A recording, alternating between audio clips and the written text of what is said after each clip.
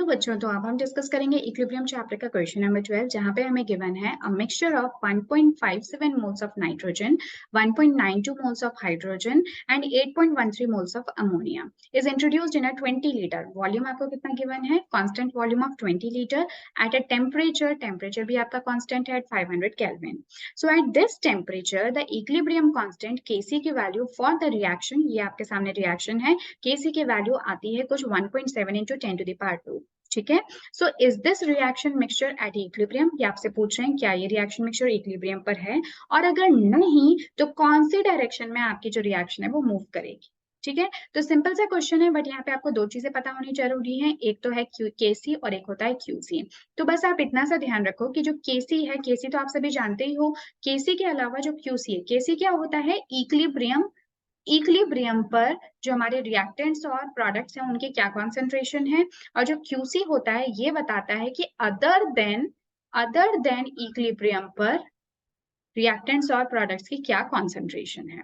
ठीक है, तो अब इसका फायदा क्या है? इसका फायदा ये है कि क्यूसी और केसी की वैल्यूज को पहचान के आप ये बता सकते हो कि आपके रिएक्शन इवेंचुअली कौन सी डायरेक्शन में मूव करेगी। तो इसके लिए आप क्या कर सकते हो, एक इस तरह से आप एक स्केल बना सकते हो जहां पे हम ये कह देते हैं कि लेट से कि अगर क्यूसी और केसी मेरा इक्वल है, ठीक है, यहाँ पे हम कह देते हैं अगर ये केसी की वैल्यू, तो ऑब्वियसली यहाँ पे क्या होगा, जो क्यूसी है, बिकॉज ये अदर देन इक्विलिब्रियम है, तो इक्विलिब्रियम तो हमेशा इसी पोजीशन पे होगा।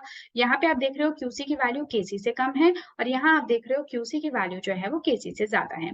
तो ऐसे में इन सबका क्या क्या मीनिंग निकलता है? इसका मीनिंग ये निकलता है कि अगर क्यूसी और केसी इक्वल है, इसका मतलब ये जो रिएक्शन है अभी ये फिलहाल इक्विलिब्रियम पर है।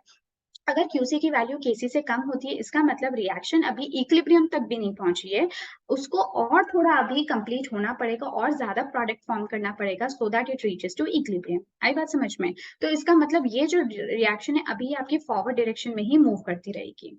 अगर क्यूसी की वैल्यू केसी से ज्यादा हो जाती है, इसका मतलब जो मेरी रिएक्शन है वो इक्विलिब्रियम से आगे पहुंच चुकी है। ठीक है, समझ रहे हो? ये इक्विलिब्रियम स्टेट थी, अब उससे आगे पहुंच चुकी है। तो ऐसे में जरूरी है कि जो रिएक्शन है वो वापस से कहाँ चले जाए, बैकवर्ड डायरेक्शन में मूव करने लगे बाय फॉलोइंग द ली-चाटलेस प्रिंसिपल। ठीक है, तो ये जो आपकी स्केल है इसको आप हमेशा ध्यान रखो, और इसी स्केल को हम यहाँ पे भी यूज करेंगे in order to do this reaction question.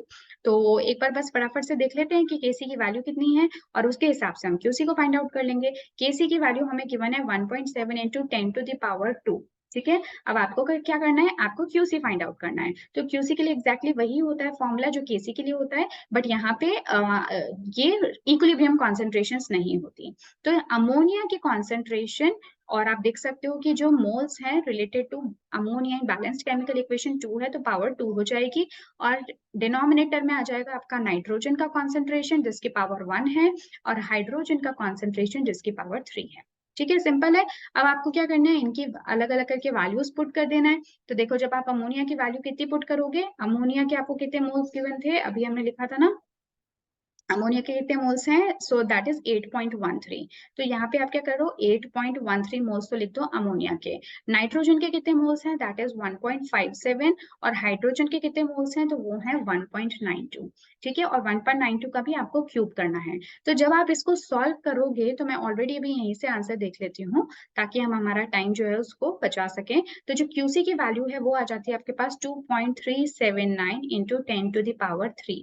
जबकि देखो केसी की वैल्यू कितनी है, तो केसी की वैल्यू अभी मैंने लिखी थी यहाँ पे 1.7 इंटू 10 टू द पावर 2, और क्यूसी की वैल्यू कितनी है 2.379 इंटू 10 टू द पावर 3। अब मैं अगर आपसे पूछूं कि इन दोनों में से बड़ी वैल्यू कौन सी है, तो डेफिनेटली क्योंकि यहाँ पे 10 टू द पावर 3 आ रहा है, तो ऑब्वियसली जो मेरा क्यूसी है वो केसी से ज्यादा है। अब इसका मीनिंग क्या बनता है, अगर ये वैल्यू ज्यादा है, तो मैंने जैसा कि आपको बताया था अगर क्यूसी की वैल्यू केसी से ज्यादा होती है, तो इसका मतलब ये है कि रिएक्शन को अभी और थोड़ा सा आगे बढ़ना पड़ेगा so that it reaches to equilibrium state. यानी अभी होप है कि रिएक्शन से और ज्यादा प्रोडक्ट का फॉर्मेशन हो सके। ठीक है, तो इसका मतलब है कि जो रिएक्शन है वो मेरी कौन सी डायरेक्शन में मूव करने वाली है, it will be moving in forward direction and will follow forward reaction. ठीक है, रिएक्शन में अब ज्यादा से ज्यादा अमोनिया का फॉर्मेशन होगा till it reaches to the equilibrium state and becomes equal to KC. Okay, so I hope कि आपको ये जो क्वेश्चन है इसका मीनिंग और इसको पूरी तरह से आप समझ चुके हो, और किस तरह से आपको इस क्वेश्चन को देखना है, that also you have understood. So this was all for this video. Next video में मिलेंगे नेक्स्ट क्वेश्चन के साथ में। Till then take care and good bye.